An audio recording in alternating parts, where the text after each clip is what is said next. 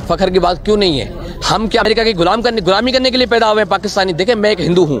जब भी कश्मीर का मौक़िफ़ आता है ना, तो मैं ये कहता हूँ कि यहाँ पे मैं मुसलमानों के बीच में रहता हूँ, मुसलमानों के साथ खाता हूँ, मुसलमानों के साथ उठता बैठता हूँ, उनके साथ मैं चलता हूँ, उनके साथ मैं रहता हूँ। मुझे तो आज तक किसी मुसलमान ने ये तंग नहीं किया कि ज़बरदस्ती तुम कलमा पढ़ो।